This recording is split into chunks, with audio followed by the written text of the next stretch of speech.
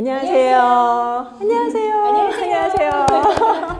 네, 오늘 엄마표 영어 웬디북 인터뷰 드디어 신수정 박사님을 모시고 촬영을 하게 됐습니다. 네, 신수정 박사님은 영어 문해력 전문가로 이제 알려져 계신데요. 자, 선생님은 현재 We Read the Literacy Company 네. 대표이시고요. 네. 그리고 연세대 교육대학원에서 겸임 교수를 하고 계신데 문학을 학부에서 전공하셨고요. 네. 그리고 석사는 교육학을 전공하셨고요. 그리고 박사는 인지과학을 전공하셨어요. 네, 맞아요. 그리고 세부 전공은 조기영어 교육. 네. 그러니까 인지과학과 조기영어 교육 그러면 굉장히 좀 저로서는 낯설다고 생각되는. 네, 예, 왜냐하면 조기영어 교육 그러면은 박사를 보통 어플라이드 링귀스틱이나 맞아요. 영어 교육학이나 이런 네. 쪽을 많이 하는데, 네. 네, 조기영어 교육에 인지과학을 접목을 해서 약간 낯선데 인지과학에 대해서 살짝 설명을 좀 부탁드릴게요. 네, 한번 여쭤볼게요. 자, 우리의 정신은 어디에 있을까요? 보통 뇌라고 생각하지 않나요? 여기라고 생각을 하죠. 네. 그렇다면 마음?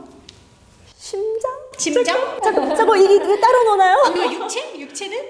그러게요. 육체를 조절하는 건 뇌? 우리가 마음, 그 다음에 육체라고 하는 것을 하나로 봅니다. 이것을 우리가 mind 또는 마음이라고 하죠. 네네. 자, 인지과학에서는 이런 마음, 인간의 마음을 하나의 정보를 처리하는 시스템이라고 보는 거예요.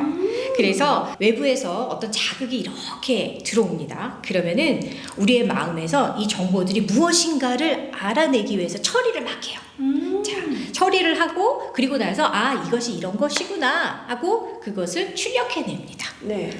요 과정을 탐구하는 다문학적인 학제간 연구라고 보시면 될 것 네네. 같아요. 인지과학 밑에 뭐가 있냐면은 뇌과학도 있고 네네. 심리학도 있고 인지심리학도 있고 네. 제2언어 습득론도 있고 네네. 이런 것들이 쭉 하위에 있다라고 생각하시면 돼요. 자, 다시 말해서 인지과학이라는 것은 뭐냐면은 학습자 내 지식의 변화. 우리가 지식은 고정되어 있는 게 아니라 계속해서 입력을 통해서 계속해서 이게 변화한다고 이야기를 하거든요. 자, 이게 바로 뭐라고 말하냐면 학습이라고 이야기를 하는 거죠. 그래서 학습이 어떻게 이루어지는가 탐구하는 것. 그럼으로써 우리 인간의 학습을 돕는 방법을 이해하게 하는 것. 그것이 바로 인지과학이라는 학문이라고 보시면 될 것 같습니다. 저는 인지과학 내에서 조기영어 학습자, 우리 어린 아이들은 도대체 어떻게 영어라는 제2언어를 배우는가 중점적으로 연구를 했다고 보시면 될 것 같아요. 재밌네요. 언어학이나 교육학이 아닌 네. 인지과학의 네. 입장에서. 네네.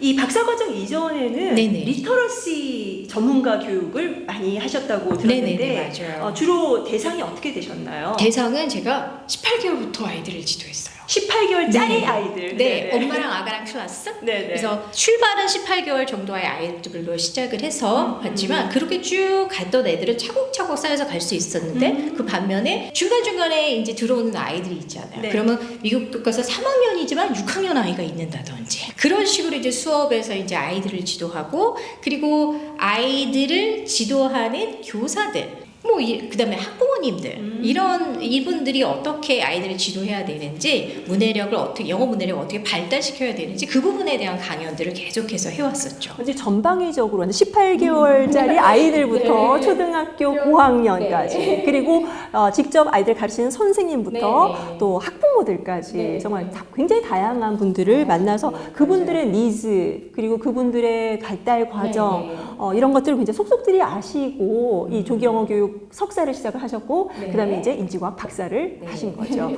그리고 또 저서도 슈퍼파닉스. 네. 디딤돌 출판사에서 21일만 따라하면 이 시리즈가 있어요. 리딩이 된다, 파닉스가 21일. 된다, 네. 스피킹이 된다, 라이팅이 된다.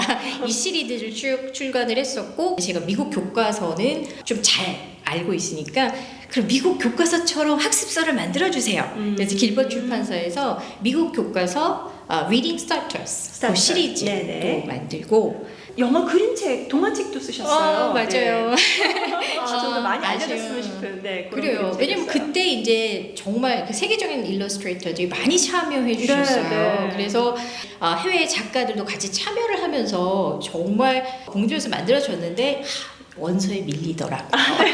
다행히 이제 외국에서는 좋게 평가해요. 그래서 뭐 온라인 라이브러리라든지 이런 데서 네네. 많이 보더라고요. 네. 너무 재밌는 것이 그 중에 한 권은 저희가 번역본으로 나왔어요. 네네. 오경숙 씨라고 네네. 라가치상을 수상하신 정말 유명한 우리나라의 작가신데 영어로는 Play With Me입니다. 네. 근데 이제 번역본으로 나하고 놀자 그래서 재미마주에서 출간됐어요. 이 책은 막 베스트로 가기도 했는데 역시 원서에는 밀리는구나라는 생각이 사실 들어서 어쨌든 좀 아쉽기는 아쉬워요. 이제 박사를 끝내고 난 다음에 이제 We Read the 네. Literacy Company를 네. 세우셨어요. 네. 엄마표 영어를 네. 기반으로 진단 테스트를 네. 많이 만드시고 있는데 맞아요. 누구나 들어와서 클릭하셔서 시작하시면 될 것 같고요. 두 파트로 나눠져 있어요. 하나는 아이들이 어떤 디코딩 실력이 어떻게 되는가 파닉스 테스트를 네. 하고요. 그래서 그 결과에 따라서 어떤 파닉스를 학습하는 게 좋을지 추천을 해드리고 책은 또 어떤 책들을 동화들을 읽어야 할지 네. 파닉스와 그 그림책을 좀 추천해 주는 걸 하고요. 그 다음 프로그램은 리딩. 이제 정말로 나의 리딩 레벨은 어떤 것인가 테스트를 지원을 하고 있죠. 어떤 아이들은 미국 교과과정의 그레이드 3 또는 오. 그레이드 2. 자, 그러면 읽는 책 추천이라든지 이런 것들이 될 수 있도록 그렇게 하고 있고요. 그 대신 이제 여기서 이제 우리가 주의할 점이 있죠. 뭐냐면은 발달이라는 것은 그렇게 하루아침에 이루어지는 것이 물론이죠. 아니에요. 네, 네, 그렇기 때문에 최소한 6개월 정도는 텀을 두고 네. 그리고 나서 테스트를 하면서 어느 정도 성장을 했나 보는 것을 권하죠. 엄마들은 무료 테스트라고 그러면 거의 매주 보고 싶어 할 것 같은데요. 그렇죠. 그거 문제예요. 네네. 네. 나의 실력이라기보다는 그 테스트에 익숙해져서 성적이 더 나아질 그것도 학습 효과라고 이제 이야기를 하는 거거든요. 그러니까 그러고 싶은 마음이 드시더라도 그런 마음을 좀 억제하시고 네, 그 레벨 무료 레벨 테스트의 링크는 네, 이렇게 넣어드리겠습니다. 엄마표 영어 코칭 역량 자가 진단 테스트 줄여서 엄단테. 자, 엄마표 영어를 하려면 기본적으로 우리가 가지고 있어야 할 것들이 있어요. 우리가 영어 교사를 선택할 때도 우리가 생각하는 기준점들이 있잖아요. 저 선생님 아닌 것 같아. 라는 말을 쓰기도 하고, 그렇죠? 자, 그 역할을 엄마가 하려고 해요. 그렇다면은 내가 영알못인 게 중요한 게 아니에요. 내가 영알못이라면 뭘 해야 되냐면 내가 나를 통해서 아이의 영어 문해력이라는 걸 높이려고 지금 하니까 그것을 할 수 있는 어떤 기본적인 환경을 나 스스로 지식이라든지 환경을 갖추는 게 굉장히 중요하죠. 네. 예를 들어서 내가 하려고 하는데 지금 워킹맘이에요. 네. 너무 시간이 없어. 근데 그 시간 동안 예를 들어서 남편이 이러이러한 부분들을 집안일을 처리해주면 요 시간을 내서 아이랑 할 수 있을 것 같아요. 그리고 내가 아이를 그 영어책 읽기를 통해서 영어 발달을 돕는 과정에 있는데 원하지 않는 결과가 나타났을 적에 그것에 대한 어떤 문제를 해결해주는 조언자가 있는가? 그 성실성도 발휘해야 돼요. 내가 그럴 수 있는가? 난 그런 자신감이 있는가? 뭔가 내가 문제점이라고 누군가가 코칭을 해줬을 적에 그 부분을 변화할 수 있는 마음가짐이 있을까? 그래서 이제 이 엄마표 영어를 아이한테 코칭을 해줄 수 있는 능력, 역량이 있는지 자기 스스로 진단을 해볼 수 있는 테스트를 만들어 본 거죠. 그래서 엄단테, 엄마표 영어, 코칭 역량, 자가진단 테스트를 만들게 되었습니다. 네. 근데 참 재밌어요. 이런 걸 어떻게 시작을 하시게 됐는지 특정한 타겟을 위해서 만든 거란 말이죠. 네, 그렇죠? 맞아요. 네. 왜냐면은 저도 엄마이고, 네. 그리고 아이를 키워보니까, 그리고 저희 부모가 저를 키웠고, 그쵸? 그러다 보니까 이제 느낀 건 뭐냐면, 어린 시절은 너무나 중요하다는 거예요. 너무 중요하다는 것과, 그 다음에 이제 제가 펼칠 수 있는 역량 사이에서 되게 고민은 많았죠. 근데 제가 이 일을 시작하게 된 동기는 저희 아이 때문이에요. 저희 아이를 잘 키워보고 싶어요. 네. 왜냐하면 제가 하는 말, 하는 행동에 따라서 아이가 너무 드라마틱하게 변화하니까 그게 너무 신기하고 감사하고 제가 너무 즐겁더라고요. 그래서 이제 이 일을 시작하게 됐는데 그러면은 제 중심을 저희 아이로 놓는 게 되게 중요하다고 생각을 했거든요. 그리고 또 어느 날 저희 딸이 엄마를 기억할 적에 어떤 엄마를 기억됐으면 좋겠는지 누가 인정해주지 않는 작은 아주 협소한 분야이지만 그래도 좋은 일을 한 사람이다라는 기억을 좀 했으면 좋겠다는 생각을 좀 많이 했던 것 같아요. 네. 네. 지금 제가 이제 계속해서 만들어 왔던 것도 프로그램이에요. 네. 보편적으로 많은 아이들이 우리가 학습을 해 나가는 그런 메커니즘에 따라서 어떻게 책 읽기를 통해서 언어의 4대 영역인 듣기, 말하기, 읽기, 쓰기를 발달시키게 할 것인가. 그것을 이제 프로그램을 화했잖아요. 네. 그 프로그램을 할 때 엄마들이 도대체 이 아이가 어느 정도인데 어떻게 진입을 해야 될지 그거가 레벨 테스트라면 이제 그 레벨 테스트는요 7세 이상 을 저는 타겟으로 둬요. 네. 그 밑에는 사실은 아이의 언어를 레벨 테스트 할 것이 아니라 네. pretty 이 부분을 해야 된다라고 생각을 하는 것이죠. 네. 뭐냐면은 아이가 가지고 있는 강점들이 있어요. 강점들이 있죠. 그리고 아이가 어떻게 두드러지게 고정되게 변하지 않는 성격적인 특성들이 있어요. 네. 그 어린 나이에는 그런 부분들이 학습에 더 큰 영향을 끼치거든요. 네, 그러한 것들을 이제 프리티에서 측정을 해주는 거예요. 그리고 주변에서 정말 많은 분들이 도와주셨어서 표준화가 되어 있어서 이 테스트를 받게 되면 만 3세에서 6세 아이들의 표준점이 생기는 거예요. 그래서 어떤 아이가 테스트를 보게 되면 이 아이의 다중지능은 우리나라 또래에 비해서 어느 정도 위치인가, 성격적인 특징은 어느 위치인가를 이렇게 내 안에서도 나는 어떤 아이인가 를 볼 수도 있지만 그게 잠재적인 수준이라고 봐요. 그리고 나의 잠재적인 수준이 이렇지만 또래 아이의 잠재적인 수준에 비교해서 어떤가 가을에는 출시할 예정에 있습니다.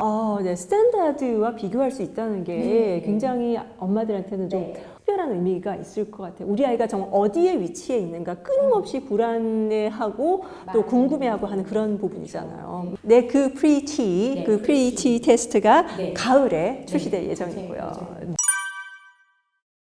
실성 박사님을 소개할 때 영어 문해력 전문가라고 말씀을 드렸어요. 우리 요즘 문해력이라는 얘기가 굉장히 많이 회자되고 있는데, 자, 문해력이란 무엇인가? 그리고 특히 영어랑 접목한 영어 문해력, 그러면 또 굉장히 관심이 많을 것 같은데 소개를 좀 부탁드릴게요. 네. 그 문해력이 이제 영어로 literacy라고 이야기를 하고요. 읽고 이해하는 힘을 말한다고 합니다. 근데 요즘에는 좀 더 넓게 이 용어를 사용을 하고 있는데요. 읽은 것을 이해하고 그리고 이해하는 과정에서 듣고 말하고 이해한 것을 쓰고 그래서 언어의 4대 영역인 저희가 말하기, 듣기, 읽기, 쓰기가 가능한 상태 그 상태를 저희가 문해력이라고 합니다. 텍스트가 필요한 거예요. 영어 문해력에서는 그것을 읽고 이렇게 하는 거구나. 이런 일들이 벌어지는구나. 이거라는 의미구나. 이해하고 그리고 그 과정에서 앞으로 어떻게 될까? 이렇게 될 거 있지 않을까? 추론도 하고 그리고 읽은 내용들을 평가를 하고 이 캐릭터가 이런 행동과 이런 말을 한 거 보니까 아무래도 얘는 이런 사람인 것 같아. 내가 가지고 있는 배경 지식을 가지고 해석을 해내기도 하고 판단을 하기도 하고요. 작가가 도대체 의도가 무엇인지 뭐 그런 것도 생각하면서 읽고 쓰고 말하고 생각하고 그리고 나서 이거를 글로 표현을 하기도 하고 이런 것들이 이제 리터러시라고 보시면 될 것 같아요. 우리의 목표는 영어 책 읽기를 통해서 문해력이 발달되게 하는 것 그것이 우리의 목표입니다. 우리 엄마표 영어를 하는 분들의 목표이기도 하죠. 그렇죠. 네.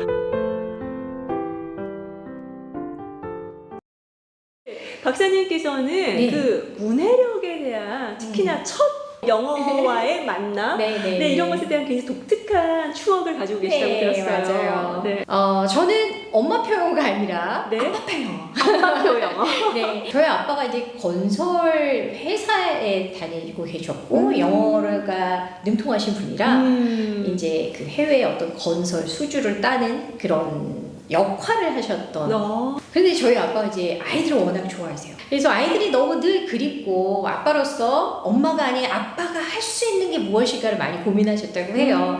그래서 아빠가 이제 가끔씩 이제 1년에 몇 번씩 오실 때 보면은 꾸러미를 이제 영어책이 있었어요. 동화책. 네.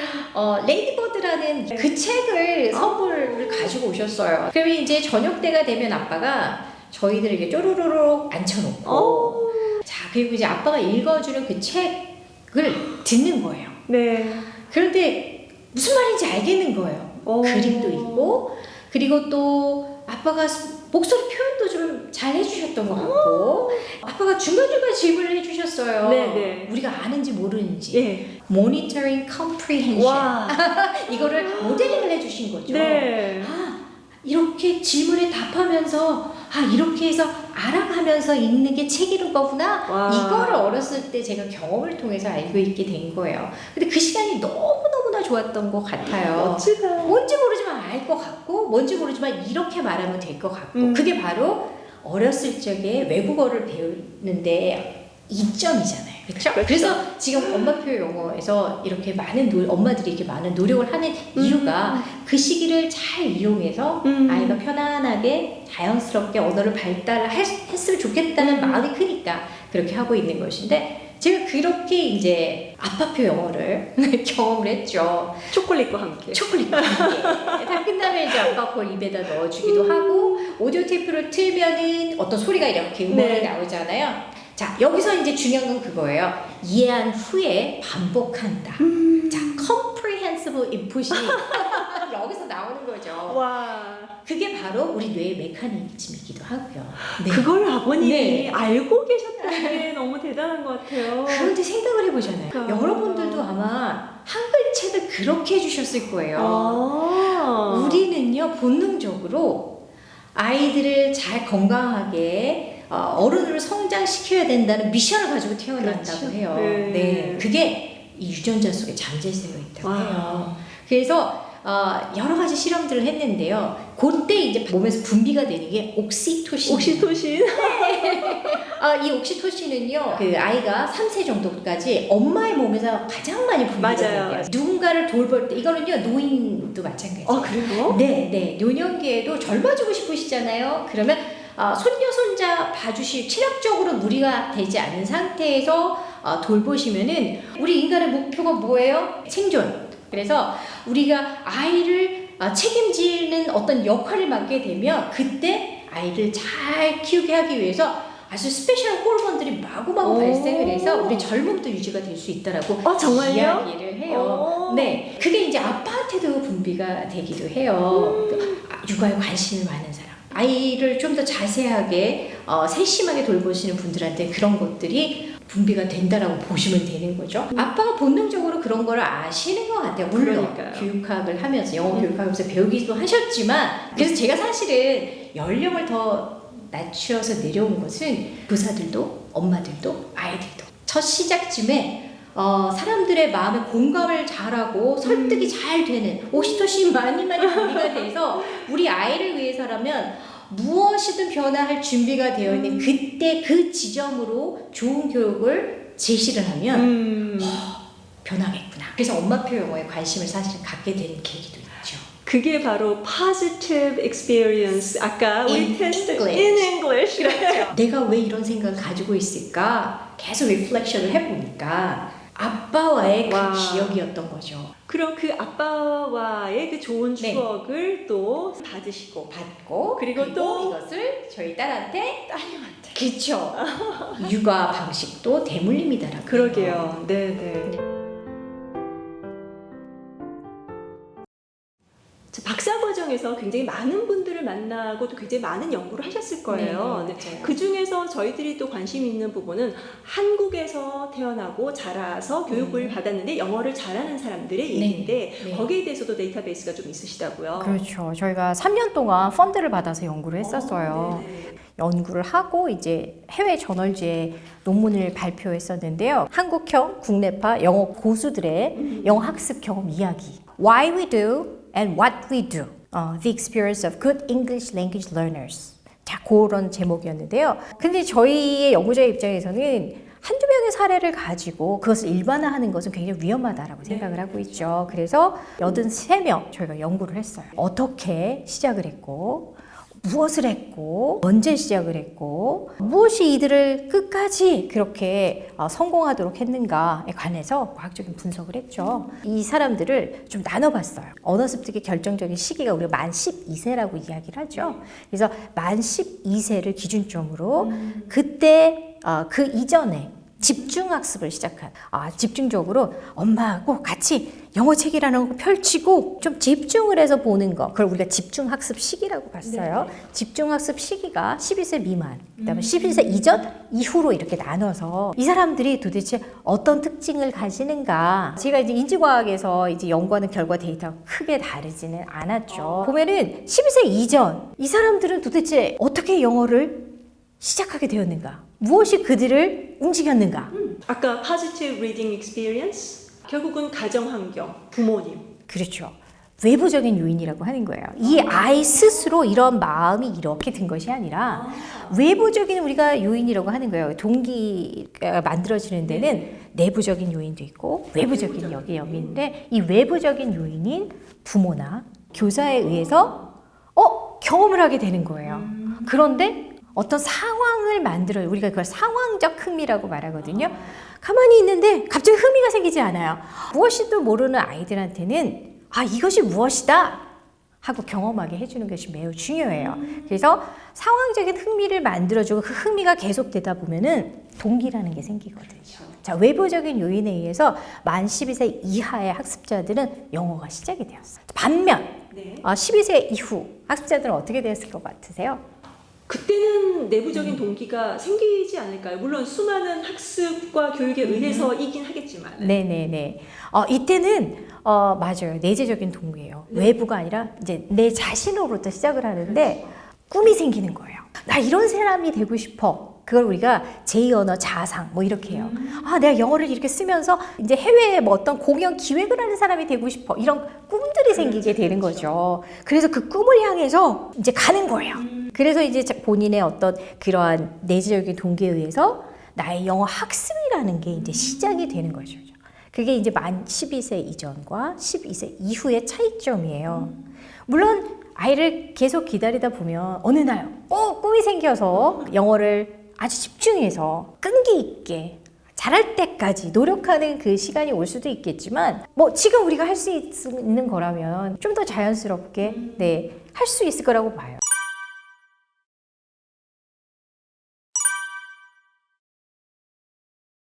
또 어떤 것을 했는가? 좋은 영어 학습 자료를 아주 적극적으로 찾는다는 거예요. 아무거나가 아니라 좋은 인풋을 주기 위해서 이 인풋의 출처를 아주 적극적으로 찾아다녔죠. 특히 이제 어린 시절에 시작했던 학습자들의 경우에는 그림책, nursery rhyme 이런 것들이 있잖아요. 이런 것을 학습의 자료로서 사용을 했었죠. 그리고 어떻게 하냐면은 오디오를 틀어주고 듣게 하는 것이 아니라 엄마의 목소리로, 교사의 목소리로 이 책 안에 흐르는 그 언어가 어떤 이야기인지 표현력 있게 읽어주고 따라해보기도 하고 질문해보기도 하면서 comprehensive input이 될 수 있도록 많이 듣고 많이 들은 것을 이해하는 거에 중점을 두고 초반을 갖죠. 이건 굉장히 중요해요. 왜냐하면은 우리의 뇌는요, 문자를 학습할 수 있는 뇌를 가지고 태어나지 않았어요. Sound is wired 이런 말 써요. 소리는 가지고 태어나는 거예요. 유전적으로. 적절한 환경이 주어지면 그 환경 안에서 자연스럽게 발달될 수 있어요. But 그런데 여기서 print is optional 이렇게 말해요. print는 명식으로 지도해야 돼요. 여러분들 phonics 가르쳐야 돼요? 말아야 돼요? 이런 말 많이 하시죠? 가르쳐야 됩니다. 우리나라 환경에서 계속 평생을 사신 할머니들 계세요. 까막눈이에요. 환경이 주어지더라도 누군가 명시적으로 규칙을 가르쳐주지 않으면 그러면은 한글을 배울 수가 읽을 수가 없죠. 문맹이 되는 것이. 파닉스는 더더욱 그렇죠. 그렇다고 해서 오랫동안 지도하라는 게 아니에요. 자, 여기서 중요한 거는 음성 언어를 먼저 아이들이 가질 수 있게 하는 것이 매우 중요하죠. 들리는 말소리가 어떤 의미인지. 그래야지만 아까 전에 저희가 인지과학에서는 학습이 어떻게 되는지 또 뇌가 정보를 어떻게 처리하는지 그 말씀드렸잖아요. 소리로 이해한 것을 머릿속에다 저장해요. 네. 그 저장해 놓은 것을 우리가 멘탈 렉시컨이라고 이야기를 하거든요. 네. 근데 소리를 들었는데 이해하지 못해요? 그래도 여기 들어있긴 해요. 그런데 꺼내서 사용할 수 없죠. 왜요? 내가 알지 못하니까 내가 어떤 것을 표현하고자 할 적에 나올 수가 없게 되는 거예요. 그리고 말하기 되게 중요해요. 뭐냐면은 우리가 뇌 영역에 있어서 두 영역을 또 사용해요. 이 뇌는 이제 좌반구가 있고 우반구가 있는데 특히 이제 좌반구 쪽에 이 베르니케 영역하고 그 다음에 브로카 영역이 있어요. 브로카 영역은 좌측에서 여기 앞쪽 전두엽 쪽에 위치가 되어 있는데 여러분 눈이 있죠? 요 안구 위 뒷부분 쪽에 있어요. 언어를 아웃풋 할 때 그때 기여를 해요. 베르니케 영역은 이쪽 축지엽 쪽에 있어요. 귀쯤에 있어요. 이쪽에 있는 부분은 뭐냐면 소리로 된 정보, 음성 언어가 들어오면 의미와 같이 인식을 해요. 소리가 이런 의미구나 이렇게 네 그렇게 인식을 한 다음에 그런 다음에 이 앞에 있는 브로카 영역에서 이 소리들을 말하기 위해서 이 소리는 이런 순서대로 이렇게 나열해서 말을 해야지 의미가 있어.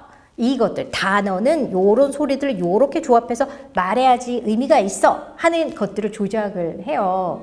근데 거기서 그렇게 하는 것까지가 브로카 영역이고요. 여기서 정말로 말로 툭 튀어나올 때는 운동 영역이라는. 그렇기 때문에 이거를 말하는 연습, 근육을 움직여보지 않았으면은 머릿속에서는 알고 있으나 머리 밖으로 내뱉을 수가 없는 거죠.